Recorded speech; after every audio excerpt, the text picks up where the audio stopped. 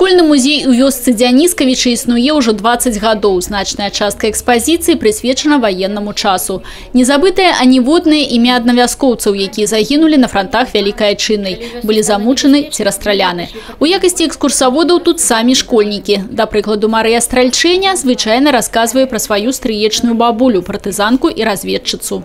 Мне рассказывали, как она убегала от немцев, как собак на них натравливали. Даже вот это, что она в косах в Жлобин приносила мины. Она вместе всю семью ставили, чтобы расстрелять. Зараз у адным са школьных калідораў, дзякуючы акцыі Беларускага фонда міру у страі заўжды ў памяці навекі з'явіўся таксама стэнд, дзе размяшчаюцца партрэты і гісторыі баявога шляху пра дзядуль і пра бабуль мясцовых вучняў. Сведкі для яго дзеці збіраюць самі. И я нашла в интернете информацию про своего прадедушку Бертыша Дмитрия Андреевича, что он был награжден орденом славы 3-й степени, также орденом Красного Знамени он был награжден, и я была очень приятно удивлена. Оказалось, что при контратаке стрелковой роты он уничтожил 6-7 немцев, и 3 из них взял в полон.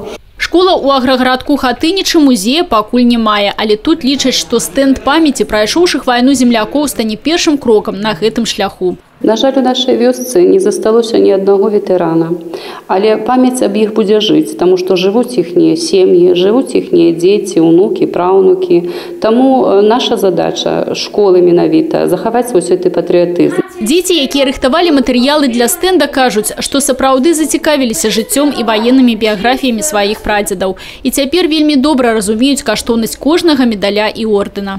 Я своего прадедушку Крупенича Василия Ивановича еще застал живых. Он рассказывал очень много военных историй мне. Он был награжден очень многими медалями.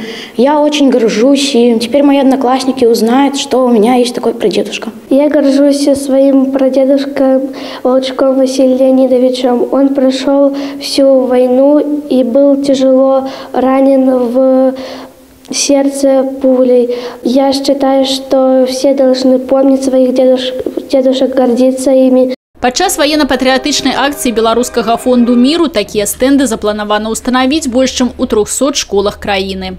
Мы хотим этой акцией показать всем жителям, которые приходят в школу, приходят на родительские собрания, посещают учреждения образования, детям, которые учатся в этих учебных заведениях, не забывать о том вкладе, который сделан этими людьми.